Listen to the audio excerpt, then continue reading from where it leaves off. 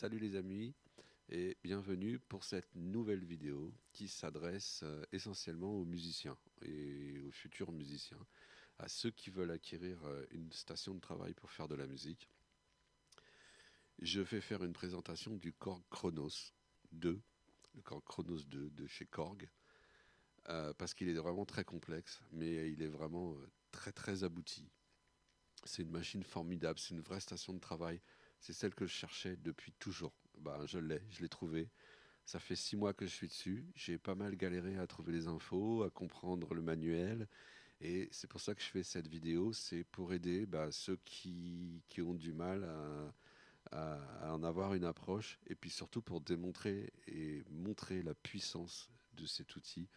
Je pense que voilà, il n'y a pas photo si vous voulez un synthétiseur de fou. C'est le Korg Chronos 2.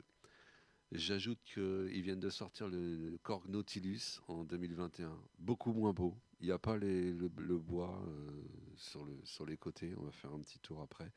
Euh, je vais faire une présentation peut-être en plusieurs parties parce que sinon ça risque d'être un peu long. Et le Nautilus sorti en 2021, en fait, tous les potentiomètres assignables qu'on avait sur le côté, ils ont disparu au profit de l'écran central. Donc c'est pas, ce qui n'est pas génial dans la manipulation.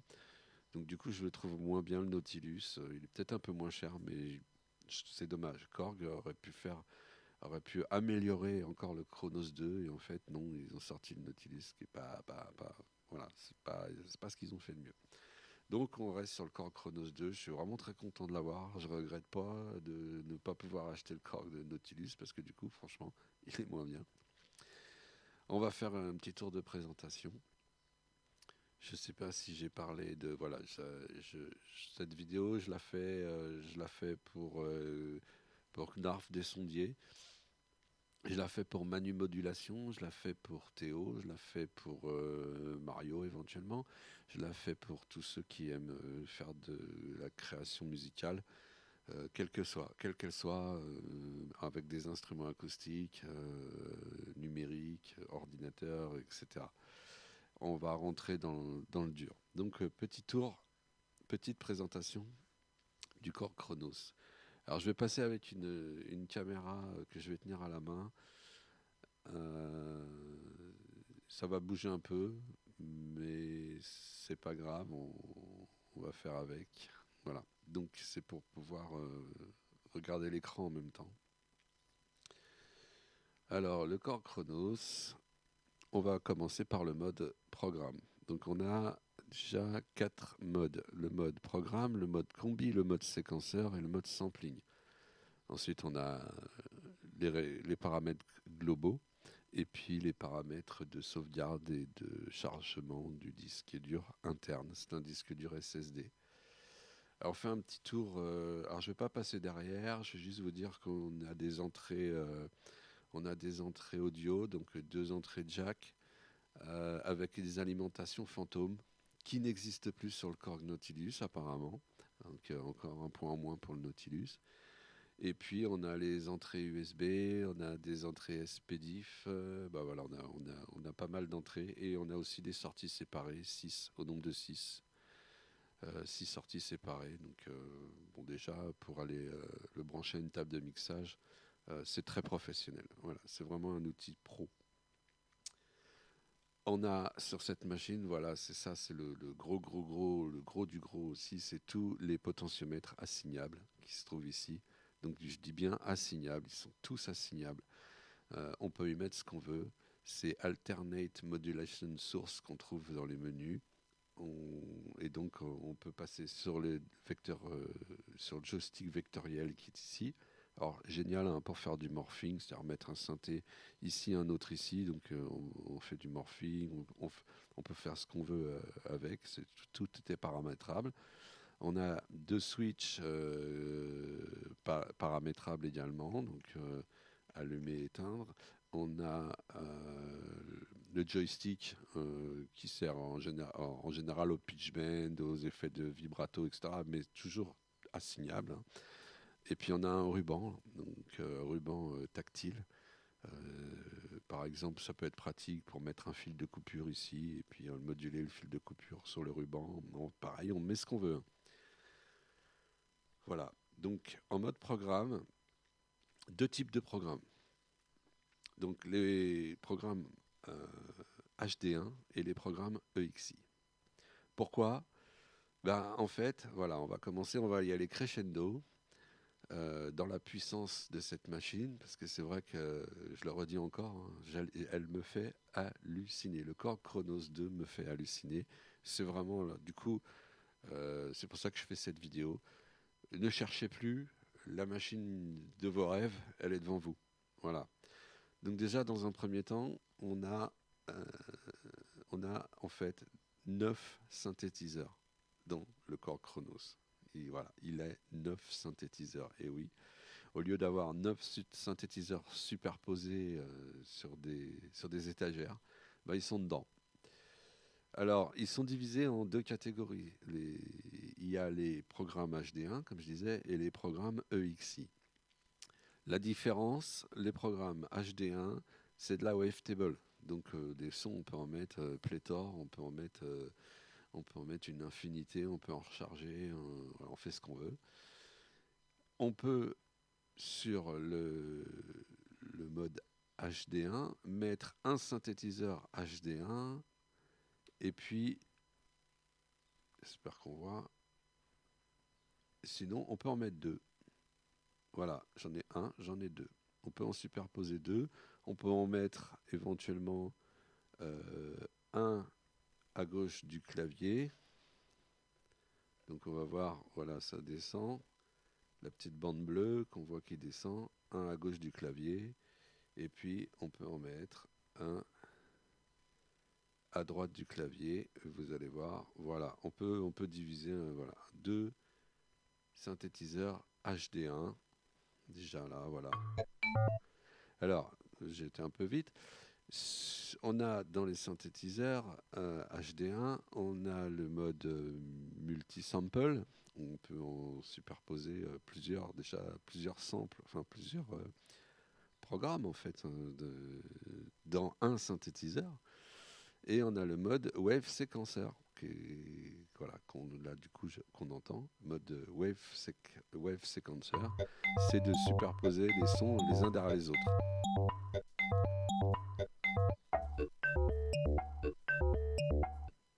Voilà pour le mode HD1. Premier synthétiseur. Et puis, on a le mode EXI. Donc EXI, on a tous les autres synthétiseurs. Alors, en mode EXI, on a synthétiseur à modélisation analogique qu'on va trouver ici. Donc, c'est de la modélisation analogique. On peut faire des sons. On peut créer, moduler des sons, faire de la synthèse sonore avec. Et puis, pareil, donc on peut mettre deux synthétiseurs. Alors, je peux mettre deux synthétiseurs analogiques, mais on va trouver les 8 autres synthétiseurs. On a des orgues, synthétiseurs orgues. Voilà, donc on va entendre les deux. On n'entend pas bien le deuxième. On va l'entendre après. Donc on a synthétiseur orgue avec les tirettes d'harmonique réglables, voilà, comme un orgue. Hein. On a les synthétiseurs cordes, donc où on peut créer on peut créer des effets de cordes. Alors, peut-être je devrais enlever le premier. Voilà, on a des effets de cordes. Je remets le premier. Hein, on a les deux. On va repasser sur le premier synthétiseur. On a le MS-20. Alors là, voilà, ça va. On monte, comme j'ai dit, on monte crescendo dans la puissance de cette machine. MS-20, patchable. Donc voilà, on peut créer des synthétiseurs analogiques. Le MS-20, avec tous les réglages de filtres, etc. Donc comme si on avait un MS-20 devant nous. On a le Polysix. le Polysix, synthétiseur de chez Korg aussi, synthétiseur analogique.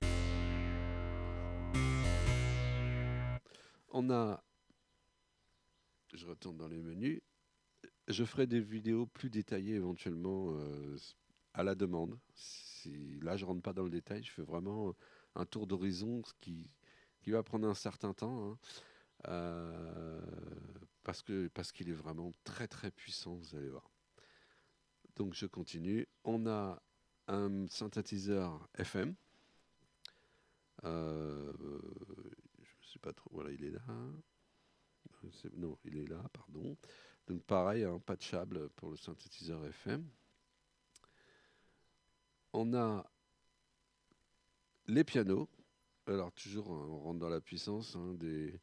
Donc le piano, on peut régler le capot, hein, voilà, pour avoir de la résonance ou pas. Tout est réglable. Donc ultra puissant aussi. Alors là, on entend plus le premier le synthétiseur HD1 que le piano. Si j'enlève celui-là, on n'entend que le piano. Je l'ai étouffé parce que j'ai fermé le capot. C'est pour ça qu'on entendait moins. Et puis, on a les pianos électriques. Voilà, donc tout ce qui est piano électrique. Pareil, hein, tout est paramétrable, tout est modulable. Et puis sur le piano électrique, on a les petits effets en plus qu'on voulait. Voilà, on peut rajouter des pédales d'effet. Je vous ai dit, on monte un crescendo, vous allez voir, dans la puissance de ce matériel. C'est pour ça que, encore une fois, je fais cette vidéo. C'est vraiment pour convaincre, ne cherchez plus le synthétiseur de fou, il est là. Hein. C'est le Korg Chronos 2. Pour moi, c'est la meilleure machine de tous les temps. Il est un peu cher, certes, mais chez Michno, on peut payer en 10 fois. Ça, c'est pas mal, c'est sympa. Voilà, on a fait le tour des 9 synthétiseurs qu'on a sur le mode programme, je le rappelle. Hein. Donc, on peut superposer 2 synthétiseurs en mode programme. Et puis, je vais passer rapidement sur les arpégiateurs. Donc, c'est pas vraiment un arpégiateur ici, c'est toujours plus puissant. Ça s'appelle le Karma. Alors le Karma, il se trouve, c'est un petit bouton qui est ici, hein, qu'on allume, et puis on a le bouton latch pour que le son y reste, hein, sinon il faut rester appuyé sur la touche. Et si on positionne le latch, ben, le son va rester. Donc le Karma, ben, en fait, on va l'allumer. Voilà, on entend le Karma sur un mode basique. Donc là, on a le Karma ici. On a tout un tas de banques d'arpèges. Et chaque banque d'arpèges, en fait, je vais essayer de bien cadrer, on a les slides assignables avec toutes les fonctions qu'on peut trouver sur un arpégiateur, les bends, les pitchs, les hauteurs, les temps entre chaque note, etc. Tout est réglable. C'est très puissant. Et vous allez voir, ça, on va monter encore après. Hein. J'essaye d'aller doucement parce que c'est vraiment une machine très puissante. Moi, j'ai mis 6 mois pour en faire le tour. Et je commence à travailler avec. Elle est vraiment géniale. Je remercie Korg encore une fois. Voilà, donc les slides qu'on trouve ici, évidemment, on les a, on voit avec ma deuxième main ici. Donc si je bouge un slide ici, eh ben, on le voit bouger hein, sur l'écran. Donc ce que je disais dans le Nautilus, on n'a plus les contrôleurs assignables. On les a que à l'écran, c'est dommage.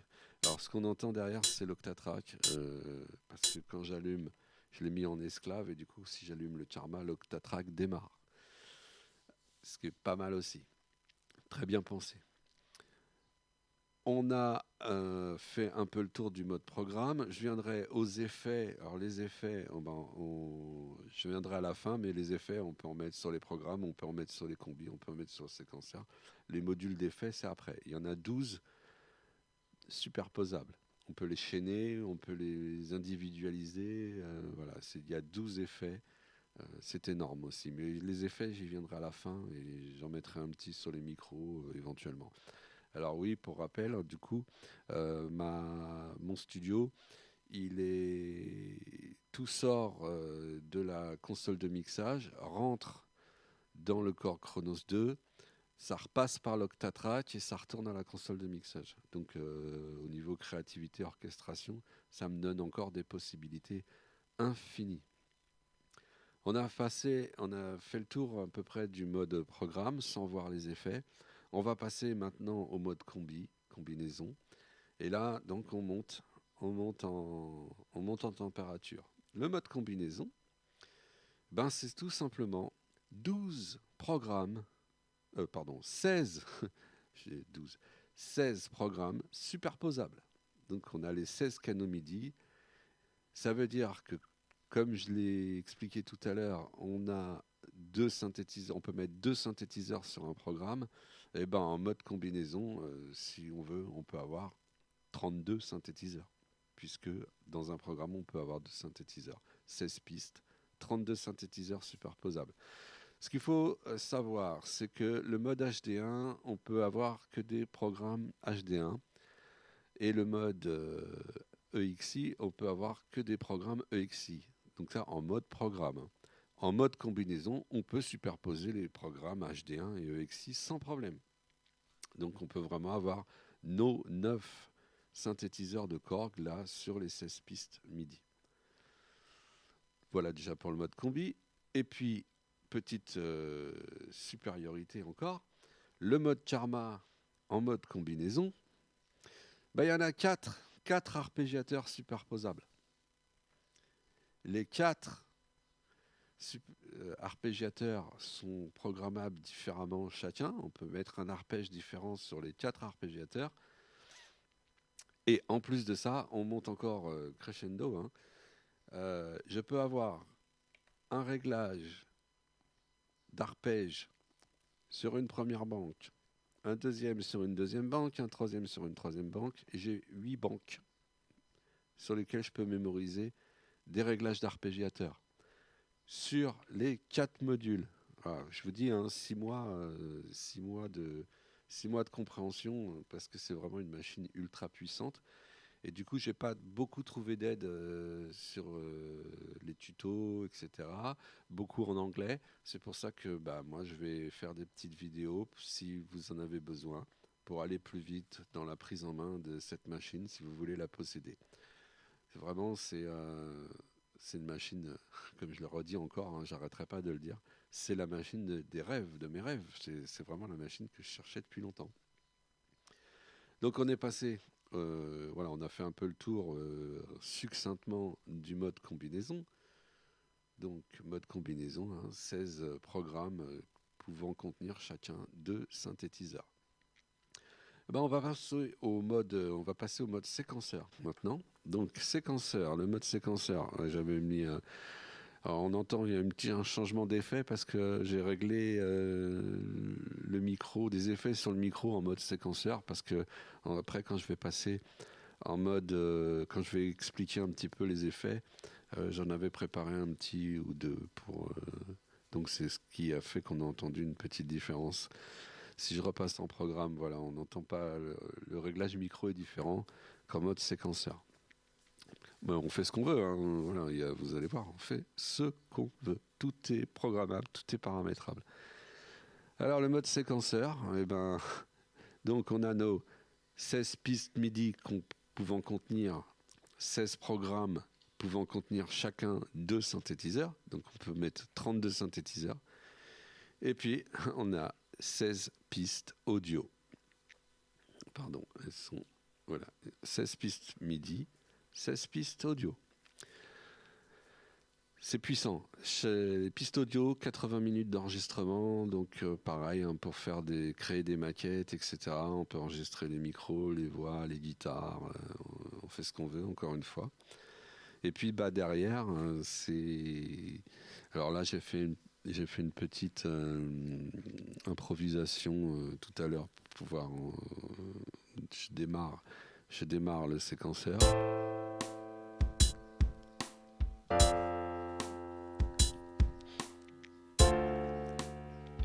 très simple d'utilisation. Donc le bouton REC pour enregistrer et le bouton stop pour arrêter, le bouton locate pour revenir à un point choisi dans le morceau. Donc on en vient aux effets maintenant. Alors les effets, 12 effets, soit individuels, soit on peut les chaîner. Donc là, par exemple, pour la voix, j'ai chaîné 3 effets. Donc un petit compresseur, c'est ce qu'on a entendu. Je peux rajouter un chorus que j'ai allumé ici. Alors, j'éteins le chorus. Donc là, je rallume le chorus. Et puis une petite reverb éventuellement, voilà, derrière. On fait donc on peut par exemple, moi je peux prendre 3 effets chaînés pour la voix, 3 effets chaînés pour une guitare, et puis après il m'en reste encore 6 pour les synthés, etc. Donc on a 12 effets pour nos 16 pistes MIDI. Je vous avais dit, ça monte, la puissance elle est infinie. 12 effets pour les 16 pistes MIDI et les 16 pistes audio, ce qui est impressionnant. Puis en sortie, 2 effets master sur la sortie générale. Parmi les, alors des effets, il y en a se font par famille aussi. Des effets, on peut en choisir, je sais plus combien, mais c'est énorme. Voilà, on a tous les effets possibles et imaginables. Donc 2 effets master derrière les 12 effets de piste et 2 effets totaux sur l'ensemble du synthétiseur. Il faut savoir que on peut tout resampler, tout ce qui sort du synthétiseur, on peut le resampler, le remettre sur des touches, et puis rejouer et recréer un programme avec le mode sampler. Je peux enregistrer ma voix et puis ma voix, en faire un programme que je peux remettre dans une combinaison ou dans le séquenceur. Voilà, parmi les effets, je pouvais en trouver, j'en avais un petit qui était rigolo, du coup, mais je sais plus où je l'ai. On peut, je sais plus où je l'avais trouvé. J'aurais dû préparer un peu mieux ma vidéo, mais c'est pas grave. Bon, là on est sur la fin. J'avais des effets de robot, des effets de wah, des effets comme ça, limiteur, exciteur, vintage, là c'est un compresseur. Alors phaser par exemple, qu'est-ce qu'on avait dans les pitchs? Ah, c'était dans les pitchs. Ouais. Dans les pitchs des tunes, on avait des voix de robot. Ouais, voilà, c'était par là. On a des petites voix, ouais, comme ça, Volts résonateur.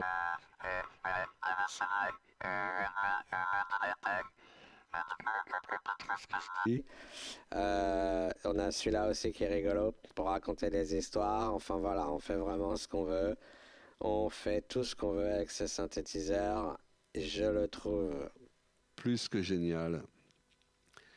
J'ai fait le tour, donc voilà, j'ai terminé, je pense, pour la présentation globale. Donc on a le mode global qui permet d'enregistrer des paramètres généraux, notamment en termes, donc si je passe en mode global, en termes d'entrée. Voilà, on a les 6 entrées, moi j'en utilise que 2.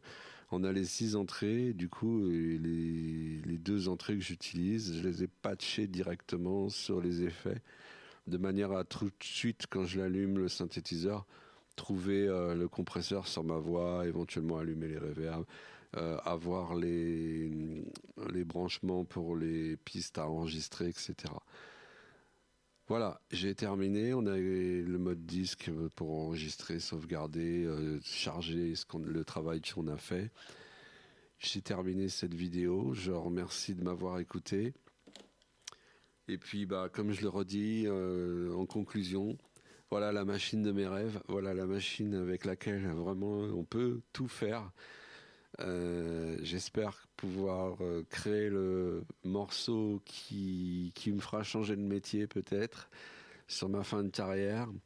J'espère en tout cas, et je vous remercie à tous de m'avoir écouté. J'ai fait cette vidéo, comme je l'ai dit, pour Narf des sondiers, pour Manu Modulation, pour Théo, et puis pour tous les autres bah voilà, qui seraient intéressés pour avoir cette machine. Je vous remercie bien de m'avoir écouté, et puis bah, je vous dis à bientôt pour une prochaine vidéo. Salut les amis!